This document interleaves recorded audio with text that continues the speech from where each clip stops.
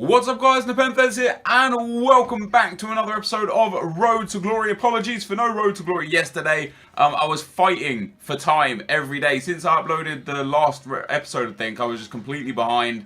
And I basically just had to have a day where I didn't upload. Otherwise, you would have got this video at like 5 AM, and then the next video would have been later and later. But now I feel like I'm back on top. So yeah, there we are. But anyway, welcome back. Thank you for being here. Drop a thumbs up on the video if you're enjoying this series. What you're seeing now is me kind of like going through and altering and fixing my squad for the impending Division 1 games. We are going to start Division 1 today. There is still, right now as recording this video, by the time you're watching this, one of them will be finished. There are 2 tournaments out that you can play for the mystery pack. One of them is the We Are the Champions, which is a Portugal squad. And they've added a new French squad, a new French tournament in, where you have to use just French players. And I don't get that one. You know, we've already had a Portugal and France squad, tournament. We've already had a full French tournament. In fact, over the last sort of 3 or 4 weeks, we've had like 2 or 3 full French tournaments.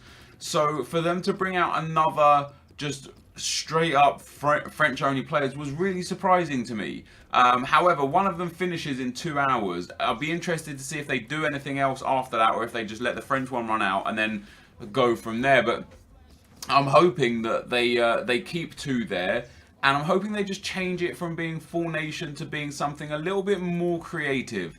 Maybe even a tournament for 2 days where you could use whatever team you want. Maybe like a silver version of the tournament. Maybe a version where you can have like, you know, a 3-star maximum team. Maybe a tournament where they play with chemistry and, you know, offer you 50% maximum chemistry. So you get to choose whether you want a few players on 10 chem or loads of players on 5 chem. You know, something like that would be far more entertaining for me, in my opinion, than, build a French team today, guys. Build a Spanish team today, guys. Build an Italian team today, guys. Because although I'm happy to build those sort of teams, and, you know, the way squad builders work, it kind of does that sometimes. But in general, it's really, really basic, and we've done it before. So, that's where I'm kind of at with that. But anyway, as I said, guys, we're going into Division 1 today. I've been playing a lot of Division 1 recently, actually, on my main account for the best team in FIFA, and I'm winning constantly. I've won Division 1 like 2 times in the last 3 or 4 days, so I'm playing against Division 1 caliber people, which should make it a little bit more interesting for me going in, because winning Division 1, it doesn't mean the end of this series. I know a few people think it does, but it just means so much. You get 15,000 coins, you get the kit. If I can win Division 1 consistently, that 15,000 coins every 8 games, 9, 10 games at most, is just huge. You know, even if you hold in Division 1, I can't remember exactly what you get. Let me actually have a look. I think it's like 11, is it 11,000 coins, or is it Division Rewards FIFA 16? There's like a website that straight away comes up and has it. So in Division 1, for winning Division 1 you get 15,000 coins. Oh Jesus Christ. For holding in Division 1 you get 7.5k coins, and for getting relegated you get 3.2k coins. I thought it was a lot better than that. This is crazy, because if you hold in Division 2, which is like significantly easier, you get 7.4k coins. And then if you hold in Division 3, which is even more significantly easier, you get 6,200 coins. That's absurd that you could just, like, you only get 7.5k for holding in Division 1. That's absolutely absurd. But anyway, it is what it is. But basically, you know, you only need 14 points to hold in Division 1. I should be able to achieve that point total at every season at least. I've never ever been relegated in FIFA from Division 1 in any FIFA I've ever played. You know, 14 points for 7,500 coins. It should be manageable every time. Which means over the 10 game period we'll get at least, like, you know, maybe I'm thinking about an extra 5k for gameplay. So you're going to get about 12,000 to 22, maybe 23,000 each Division 1 run. So, you know, you do 3 or 4 Division 1 runs, all of a sudden you've put a massive kitty into your bank account, anywhere from like 50 to 100,000 coins, which is impressive. But as you can see, guys, we've changed the team around a bit. I got the correct position modifiers for the players that needed it. I picked up a few consumables for the players that needed it. I was looking for a Griezmann with Hunter chemistry style. He was just too expensive. Griezmann's nearly at 10k max price range now, which is crazy. I picked him up for 5,600 coins. I wish when I picked him up, I had the foresight to understand how expensive he would go and just pick up like 20 or 30 of them. Because if I did, I literally would have made about, what, 3,000, 3 to 4,000 coins 20 or 30 times. It would have made like 30, 40,000 coins. It would have been absolutely brilliant.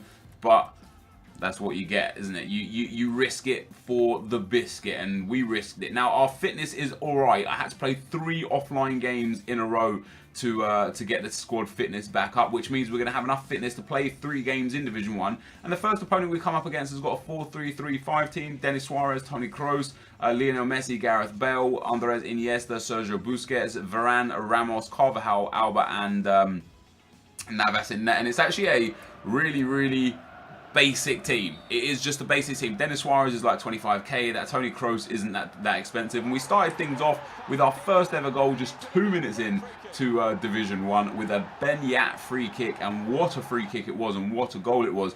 But after that, it kind of went downhill for me on this game, and my opponent here was, I don't know if it was him being clinical, or me being really poor defensively, or me just getting unlucky, but every single shot he had went in. And I'm not saying, oh, every shot he had in, and he actually had like 7 shots and scored a few goals. No, every single shot he had went into the back of the net. I don't know how you know, I don't know what was going on. It was just a mess for me. I guess I was panicking after going 2-1 down. I didn't go like attacking or anything like that, but literally just everything he did hit the back of the net. So I found myself 3-1 down at half time.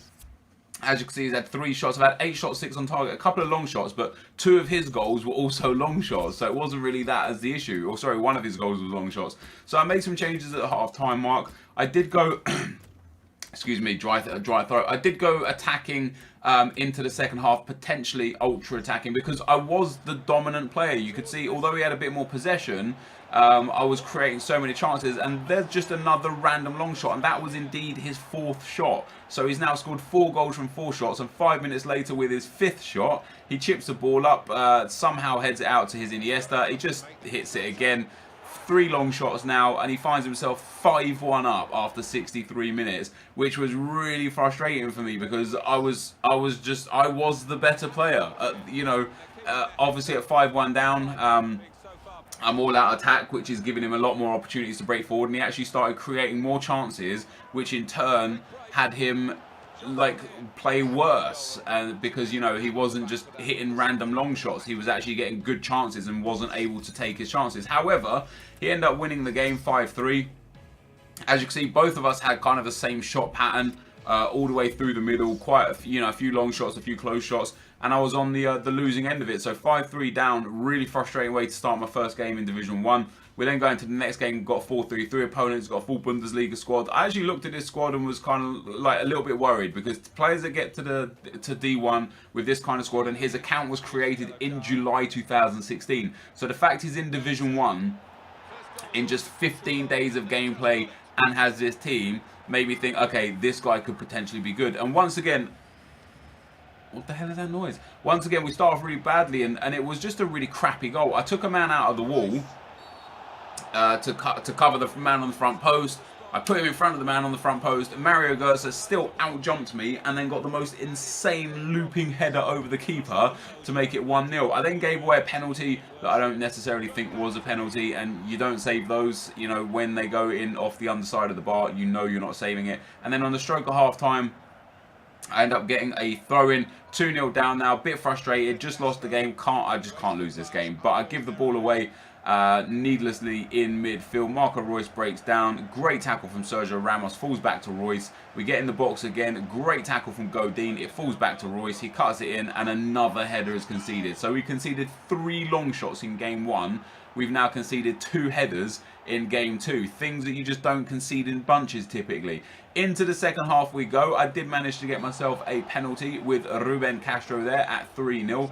This goal is vital for me because getting back into this game is important. Losing your first 2 games in Division 1 basically means you now have to win 8 in a row to have any opportunity of winning the Division 1 title, and I didn't want that on my shoulders. So, I was really fighting hard to try and get back in the game. 75 minutes in, Ruben Castro again breaks through, cuts it into Benyat. Benyat gets into the space in the box. He's backing off, and at this point he actually went at least ultra defensive, maybe parked the bus to try and hold on to his 3-0 and then 3-1 lead. We pulled one back, and then straight after kickoff I stole the ball off of him in attack. Perisic there. Could have played that outright to Castro, didn't, got into Leun, Perisic again, back into Leun. Leun picked up the loose ball, the finesse shot of dreams, 3-3 after 78 minutes, and I've actually got a great chance of winning this game now. I was the player in ascension, I had the momentum on my side, things were going good. 82nd minute, we get into the box with Castro, get past the tackle, cut it back. Of course, for the first time in 100 games, the cutback falls to the defender rather than the attacker. We tied the game 3-3. But I was relatively happy to come out of that with a point. I should have won the game. You can see where a lot of my shots on target were from. They were from really good areas, and although my opponent had a bit more possession, it's because when at 3-1 he was trying to hold the ball, at 3-0 was trying to hold the ball, but that's it's neither here nor there. But into the next game we go, guys. The third and final game for Division 1 for today. A really nice team, quite a nice hybrid. He's also got the 86 Perisic. He's got some really big players in the team there. And one thing I noticed from this guy literally straight away within the first minute or two was that his defensive style was just to hold A. That's all he did, which made it really, really easy for me to predict how and where he would defend. And it also made it to the point where if you're the kind of person, and as you can see by his team here, he's on part of the bus, right? Even at 1-0 down, even when he was 2-0 down, when I scored this second goal here, he was on part of the bus. When players play like this, when they play super defensive and just hold A to defend, if I'm in the lead, I'm going to do what you're seeing here. I'm just going to stand still because all you do is you hold A and you get to me, and that's all you do.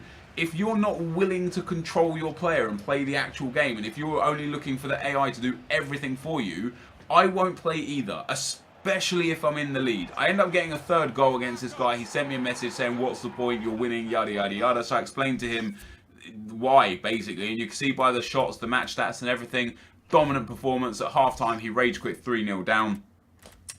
So we get our first win on the board in Division 1. 4 points from the first 3 games. Not ideal, but not the worst of starts, which is pretty decent. But this is going to be the end of the video, guys. So thank you for watching. Hopefully you enjoyed it, and I'll see you next time. I'm out. Peace.